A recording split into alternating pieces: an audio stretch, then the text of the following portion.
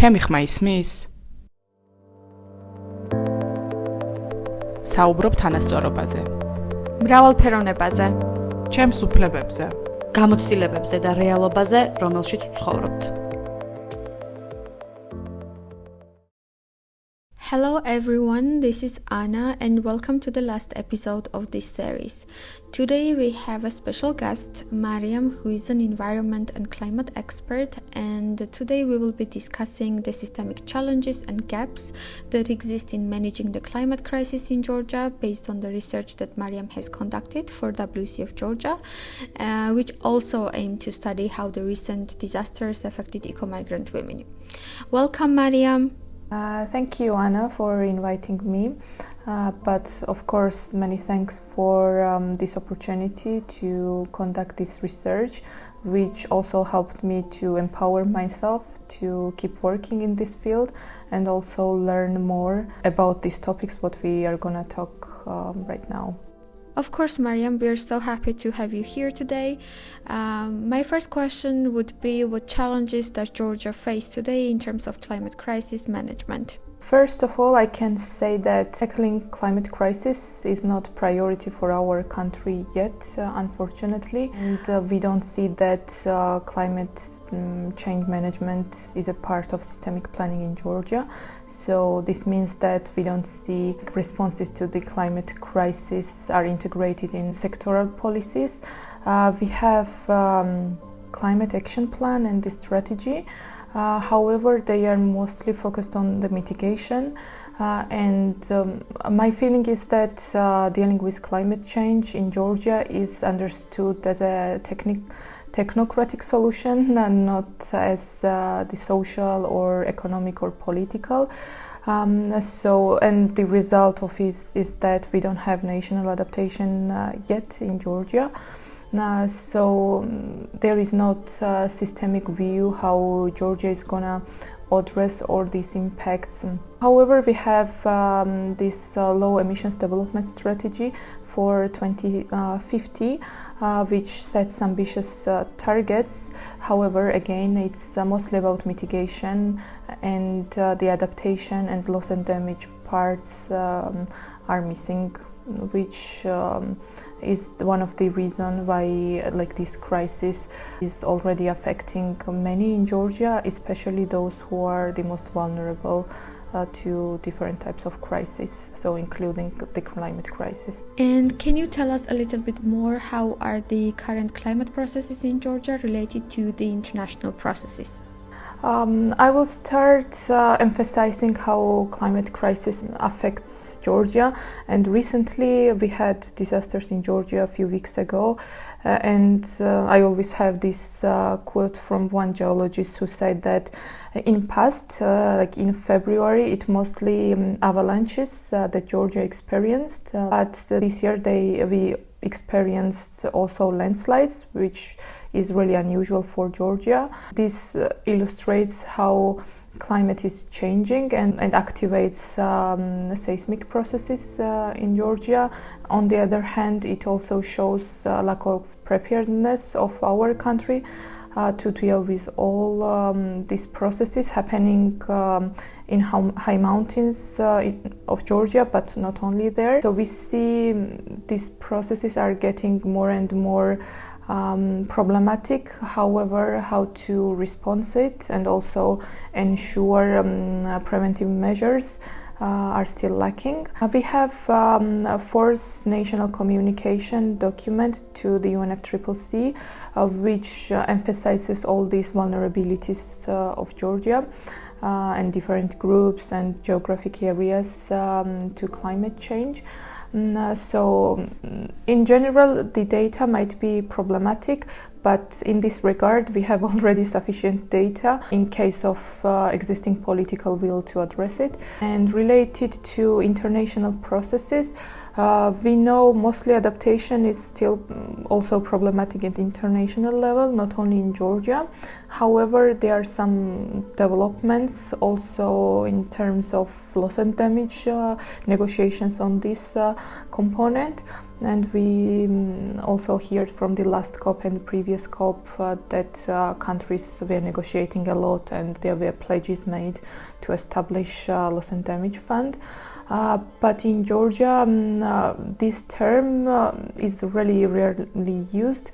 Only the document which comes to my mind, which mentions this term and concept, is preparatory document, so-called white book, which is preliminary document to prepare climate law for Georgia. But it doesn't localize any specific aspects how it will address and integrate Georgian context. So as I started from the beginning, that mostly Georgia prioritizes mitigation measures, which could be also explained that most funding so far comes from donor countries is about mitigation and adaptation. We know it's what was made, promises from the developing countries that they would allocate $100 billion per year for adaptation. It's not achieved, so it affects Georgia, of course. But I don't want to blame only international society. I also want to think what we can do, and our state agencies while we are already facing this crisis. And last year we had really a dramatic landslide in Russia, Georgia, and many people died. Then in Gurიაში, and we will discuss this further.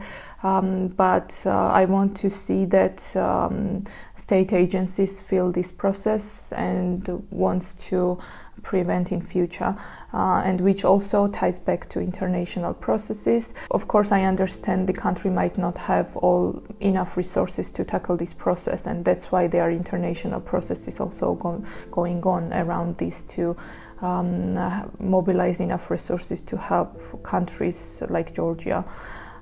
So I want to have this more international advocacy and also linkage with the international process, which is of course really broad, but we have to localize it and we find our place in these international processes better. It is interesting to hear from you that even though Georgia has been facing so many climate disasters recently, we still don't have a systemic approach to localize the issue and also to be part of the international processes. Today we are publishing podcasts as part of the project Eco-Migrant Women Talk Now, which was funded by WCF International within the Building Ecofeminist Movement Fund, and we are so grateful for such an opportunity. The project also included research on the challenges of eco-migrant women in Georgia. Mariam, can you tell us briefly about the goal and objectives of the research?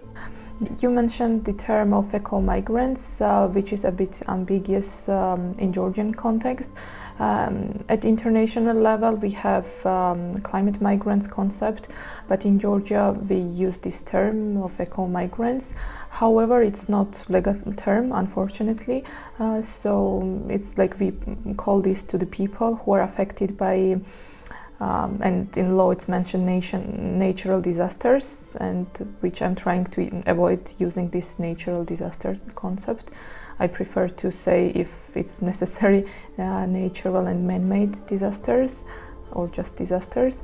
So as I mentioned, it's not legal term, which is also part of these problems that we will discuss further that are faced by different eco-migrant and especially women. So this research, yes, we wanted to firstly to find what are the systemic gaps and problems that undermine addressing issues and problems faced by eco-migrants in Georgia, and then we also wanted to focus mostly on women, how eco-migrant women are impacted, what are their problems, and if the mechanisms of supporting these groups also understand gender sensitive issues and how they try to especially help women.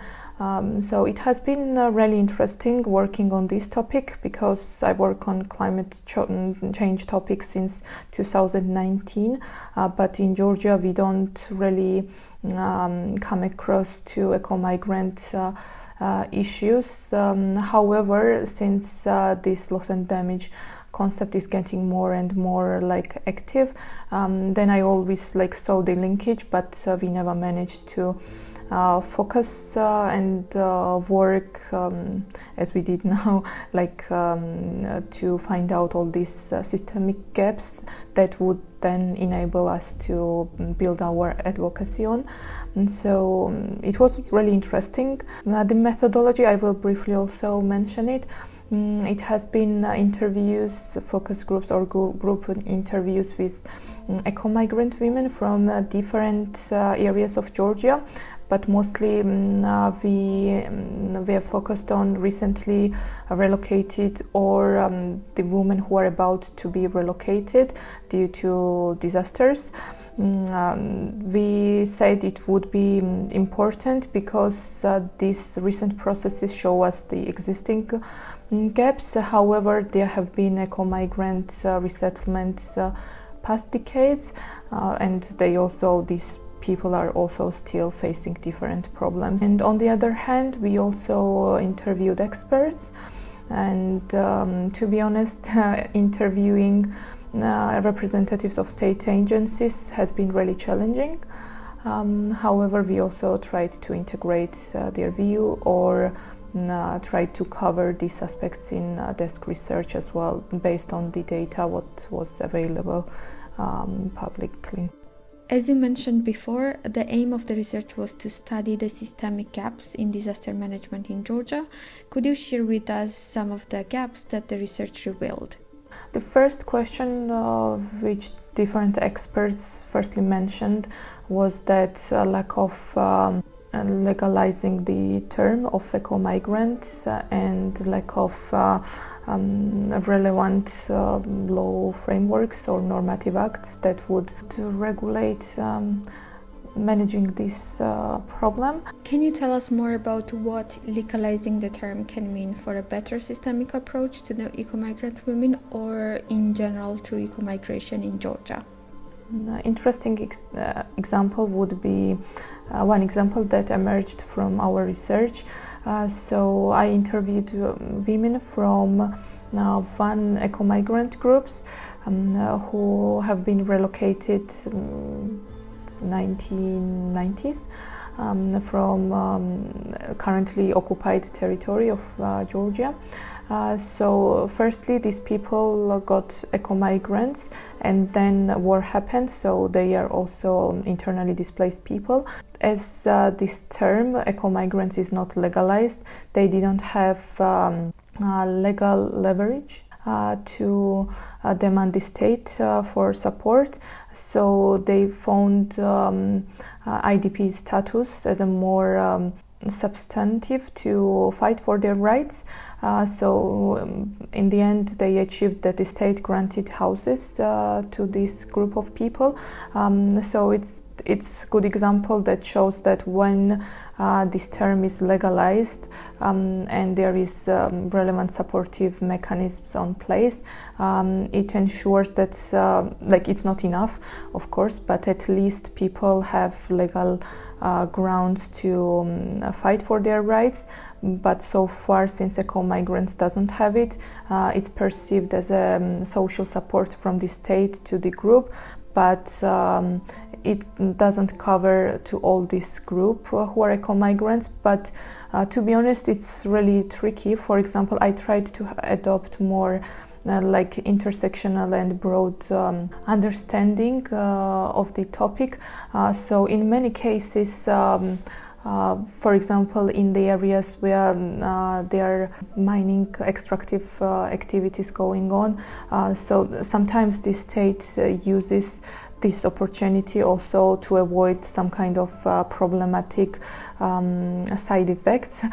For example, in Giatura, where we have manganese mining, and the private companies affecting locals even now, and their houses are collapsing. Instead of the state to blame and demand the company for actions and for compensations, state prefers to call these people eco-migrants and manage this problem from eco-migration perspective.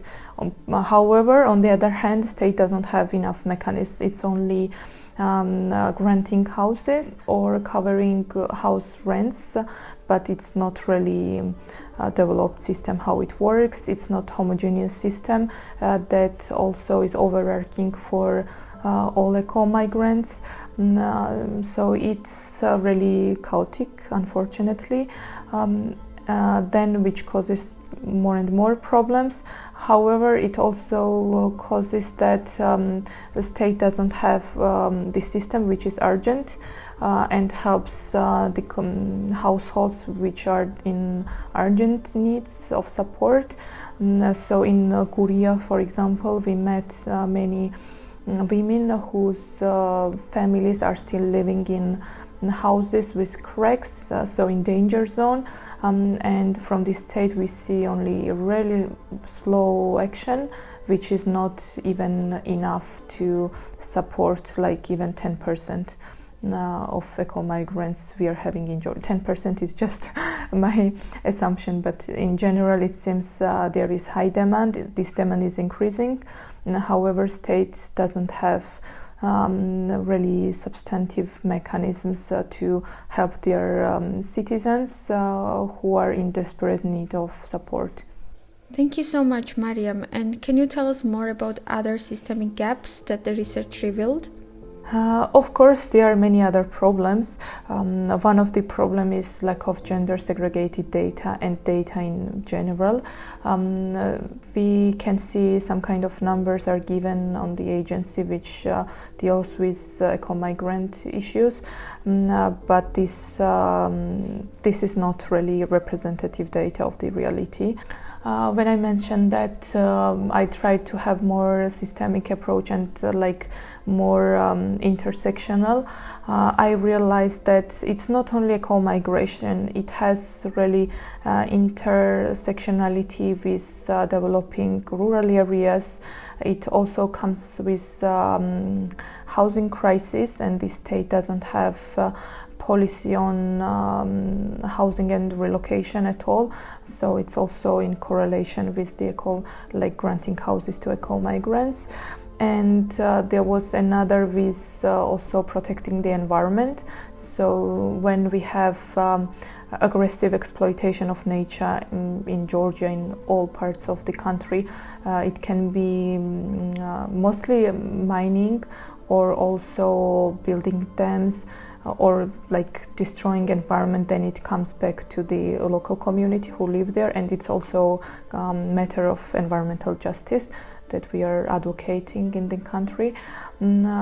So this comes in correlation with lack of preventive measures, and this degraded environment brings this, plus climate change brings this hostile unfortunately results to local communities, those who are economically marginalized. They live in peripheries, they don't have resources to cope with these disasters, so they are left alone without state support with these disasters, and then this is the result, that they don't have any alternative housing to relocate, and the state also doesn't have enough supportive mechanism to provide timely support.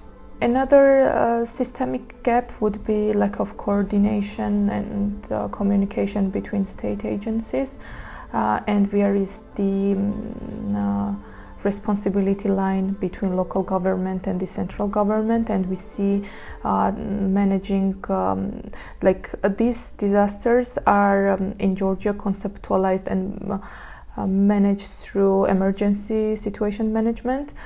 So this whole system is really centralized, which causes that also disaster risk management is also really centralized, and local governments are also excluded on the one hand, but on the other hand we see in laws that the local governments also have responsibility to undertake preventive measures or support local communities. And in general, We have this emergency response agency which has to deal with that when disaster happens. However, there are audit reports which also explains why this agency faces different problems, that they went through different reforms and reorganization process. So they some kind of management and response from the state is not really mobilized or coordinated well. About early warning system, it's also important that we established early warning systems in some areas of Georgia. Like, it's not really developed yet that we could say like in Georgia we have early warning systems, but they are small examples. But even these small examples, they don't function, which is unfortunate because there are many resources invested in that. So one aspect is that how we plan preventive measures and how the state has this vision that ensures that these disasters don't happen and harm locals or infrastructure or nature itself. So here we see local municipalities also have this component somehow in their budgeting. They build gabions, but they don't have geologists in local government, so sometimes this response is not adequate, or even worse, sometimes it fastens the processes and it doesn't really protect community. National Environment Agency also conducts assessments in whole Georgia in terms of geologic stability, and we are really high-risk zones. And this document is not public, which is also really problematic. But hopefully we have one of these, and I have one hard copy from previous years, and we can see that there are maps which shows we are really high active zones where people still live. So it's a really first step what the state does, but it's only one step. It needs to have really additional measures then which would protect these communities. On the one hand, relocate or at least have early warning system that would help these people. But the most important here would be to have localized system that would respond on time, because in Tbilisi, from Tbilisi we saw in Shovi that rescue officers arrived 2 hours later, and we even there are still these discussions, was it timely response or not. State agencies say it was timely, but it was timely if it was sent from Tbilisi, or I don't know what they have in their minds when they are justifying their actions. But the fact was that many people died, and 2 hours is not rapid response. Now, but if we would have these rescue offices in local governments or local communities, of course, then it would ensure that at least it would be faster, these rescue services. So one step is about preventive measures, and then it's disaster, how we respond to disasters.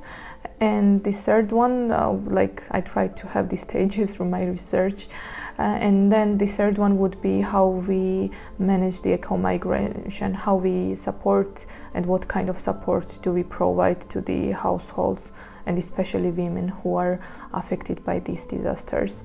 And one more thing out of this many, what I can add, is also lack of access and transparency of the data and actions by the state. So I believe, and not only me, researchers also pay attention this component, that there is a high need that all this data are collected and also published for the public and not only state agencies, because it's not only their problem, it's for everyone, that would process the data and then understand all the causes, then actions and the needs of these people. However, we see when the disaster happens in Georgia, the state agencies don't cooperate at all. They don't speak with all media, and even for my research, like contacting them and requesting data or the information relevant to this topic has been really sensitive for them, and many public officers refused to talk to me, which was really unfortunate for me, because I believe if we want to address this crisis, it's not the way how we are going to do it. In this podcast, I also want to discuss the disaster that occurred in Guria. We already mentioned it before, and it is important that our wider audience knows about it, and that's why we are recording this podcast in English. On September 8, 2023, a flood and a landslide occurred in one of the regions of Georgia called Guria, which caused significant damage to around 14 villages in 2 municipalities of the region. It was estimated that 656 families received relocation status at the time. However, in reality, many more families suffered damage to their houses and lands, including water supply pipes, gas pipes, internal roads, bridges, and in general, access to the main roads to the villages. Mariam and I visited the region at the end of December, and that's how we actually learned about the scale of the disaster. Mariam conducted focus groups. I recorded podcasts with eco-migrant women whose families were affected by the disaster. Mariam, I wanted to know what systemic gaps did the Guria case reveal about climate disaster management in Georgia? Indeed, Guria was one of our case study, and I'm happy that we made it and managed to include Guria's case, because it happened after Showi disaster. Like Showi was in August, and then Guria's disaster was in September. Since Showi was the first, it claimed more attention from the public, and also many people died, and still we don't have answers to many questions, and we were all really shocked still. So, and then Guria case happened, and we even didn't hear what happened in Guria. I tried to find some data in like public sources, but even media didn't pay attention. So in one of 2 articles I found that like quotes that geologists said 300 houses were in need of relocation, but when we went in Guria, we realized that local people told us that the state agencies counted 656 households around that would be relocated. So even these numbers, and it was really a few videos or articles. The first thing actually what I realized was that media is selective of what they are covering, but also state agencies, they didn't pay much attention to it. We saw that decision of Prime Minister that they would allocate some funding for the affected households for their relocation, and that local government was involved. This was what I knew when we went there. But then what we realized was that local people, they were not informed how to behave when disaster happens. Many of the locals said that they have been protesting against mining in their neighborhood, but no one paid attention, and this aggressive extractive of stones was going on really close to there, and they were assuming that it was one of the reasons which exacerbating the impacts of landslide to them. So, and several people died as well, and they explained it was because lack of their awareness how to behave in this crisis. And I would say the most severe problem was that state still is not able to relocate all these households who still live in their danger zones. So these numbers, what we already mentioned, of the households which state declared that they would help these households, it's not really representative to the household number who needs to be resettled. It was also prominent to see how this impacts women. All this because we saw that mostly women were at that night when disaster happened. It was mostly women at home because they explained men are in migration. So women are in charge of managing households, and we saw many women we met. They have people with disabilities in their houses, children. So how stressful it has been and difficult for them to cope with empty hands to this disaster. And now when the disaster happened, and some of them know that they will be relocated, but some of them are really having many questions why they are not in this list while they are living in the same conditions as their neighbors who are about to be resettled. That these women are in charge to live and ensure that they are safely living in this house. For example, to control kids' behavior, to not go close to the cracks, and also to provide support to their family members with disabilities. Those women who are already about to relocate or they received funding from the state, then they have many questions how they will ensure that finding new school for their kids, where they will work, how to relocate all the furniture or everything what they had in old home and adapt to the new reality. Our system is really blind towards this kind of support and knowing what women need in these conditions. So adaptation measures are perceived as a costly actions. That's why it's one of the barriers that state tries to avoid undertaking them. However, Gurya's case showed when missing relevant preventive measures how costly disaster response can be. When I was looking at the budget and cost, it's not like there are not many information given in the internet about this. However, in the state budget from last year budget, I found out that it was around 7 million, and before it was 8 million lari allocated for these actions that the state would buy houses for eco-migrant households.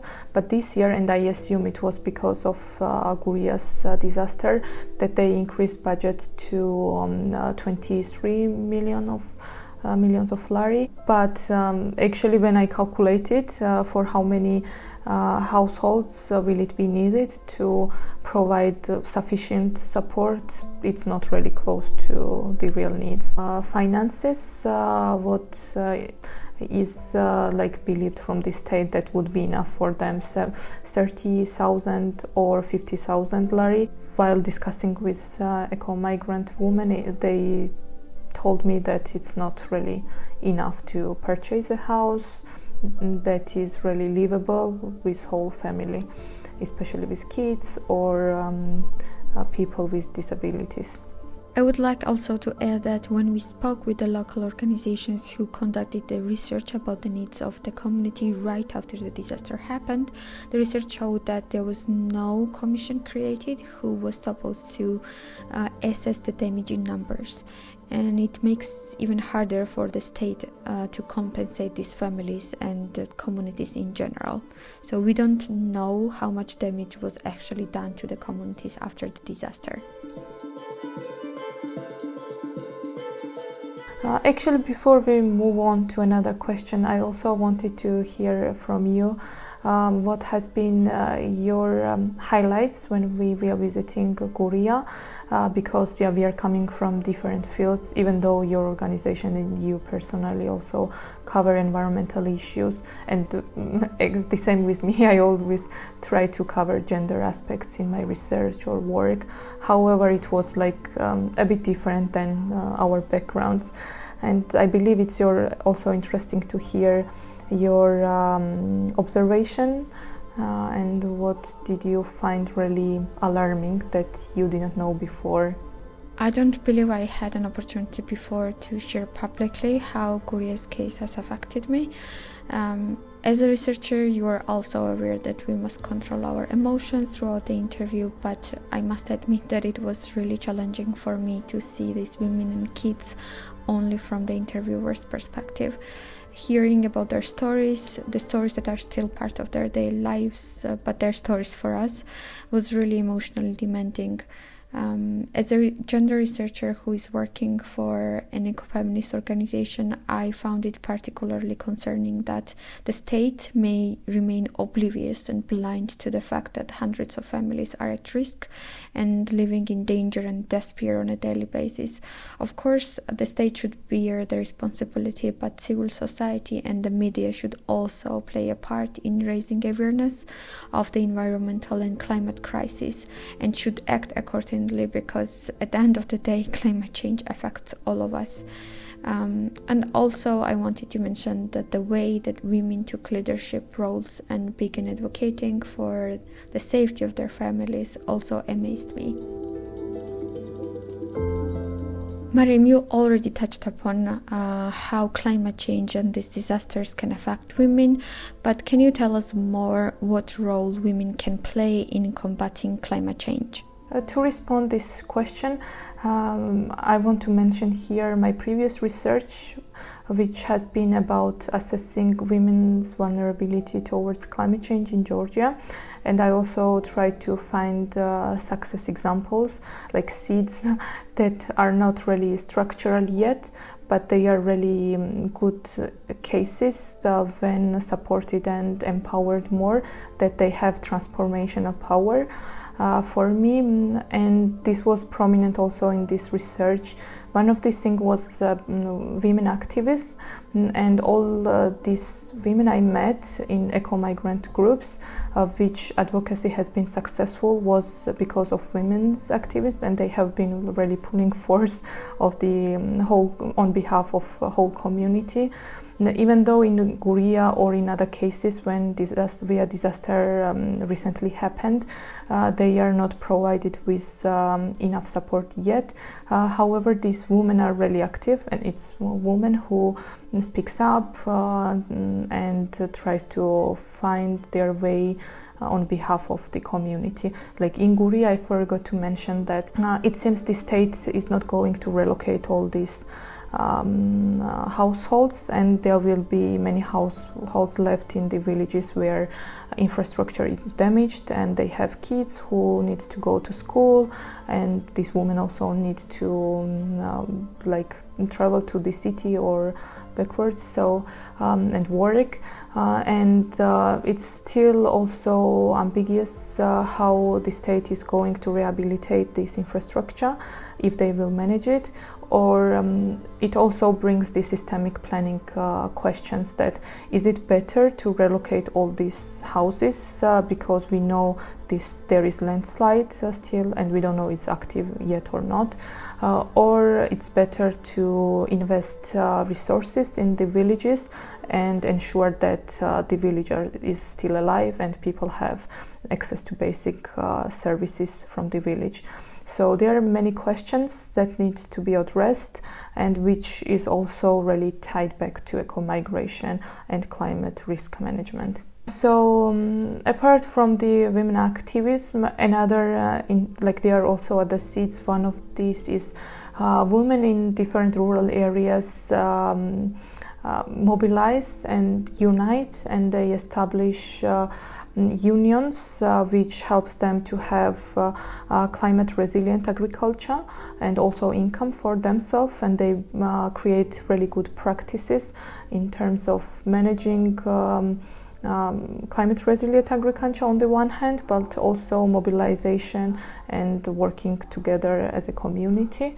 Another example which comes to my mind is that their activism in terms of reclaiming their access to green spaces, which they need for their kids as a safe environment and healthy environment. Also, it's really good that we see there are many women entrepreneurs who has really many interesting ideas how to form these small enterprises and also have income for their own and also to support their families.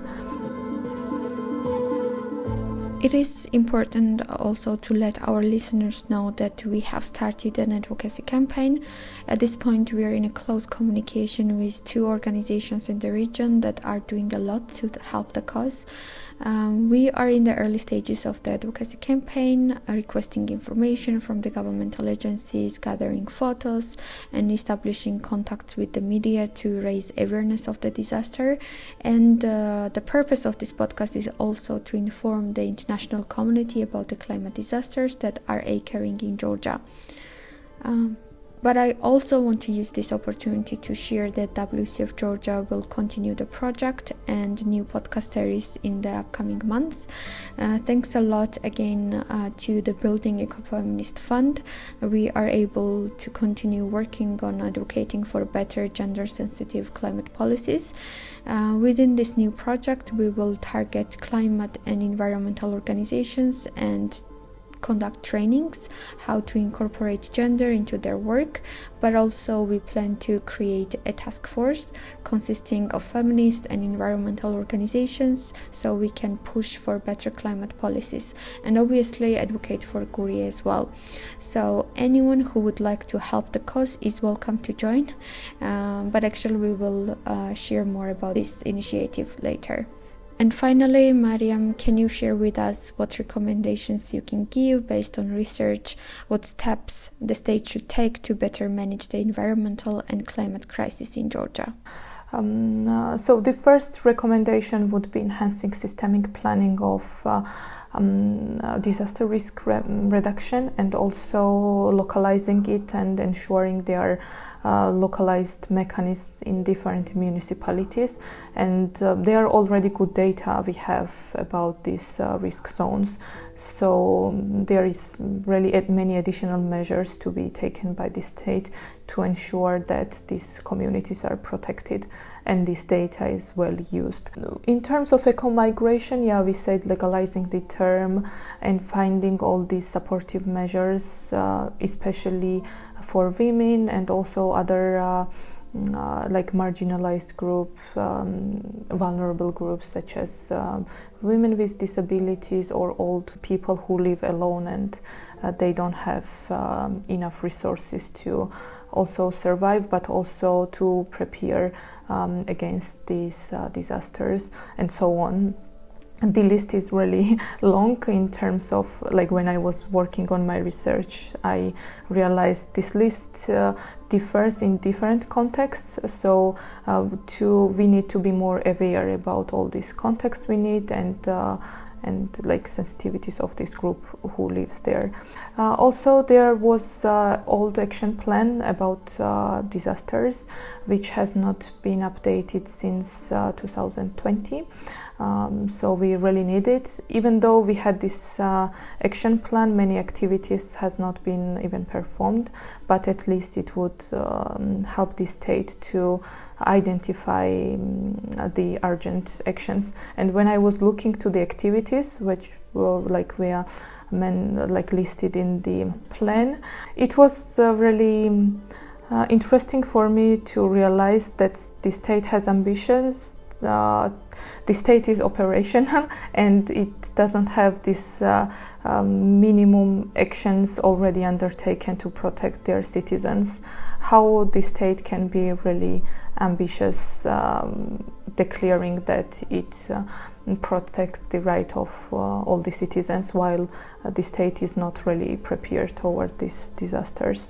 localizing all these actions which state supports, and also it would be really necessary to involve academia in this process, because we see lack of geologists, seismologists, meteorologists and so on, and this really requires like early planning if we want to have professional people in 10 years, and also to address all these risks, how to address it. It's a matter of like learning about it, so we need to involve not only people who from the field of geosciences, but also from social sciences, from gender studies and so on. It's intersectional, intersectoral approach that we need to see. But so far it's really closed and really slow process what we have. And I really hope that our research shows different parties, not only the state agencies, but the most responsibility comes for the state agencies, but it's also for general public, media, civil society, academia, everyone, that they find their role in this addressing these problems. And they will fight for or work on advocating all these issues. Thank you so much personally to you and to WECF, and I know that you are gonna work further on it, and be assured that I will be also involved and support all these activities that you are gonna undertake to ensure that this issue is prioritized. Thank you, and wish you good luck with all your plans, and not only on these matters in general, to promote and also help build ecofeminist movement in Georgia. Thank you, Mariam, for being here. Many thanks from me and from WCF Georgia for working on the research, and in general for being such a great advocate for the communities affected by the climate crisis. As for the listeners, I also want to share my appreciation for the love and support our podcast has received from day one.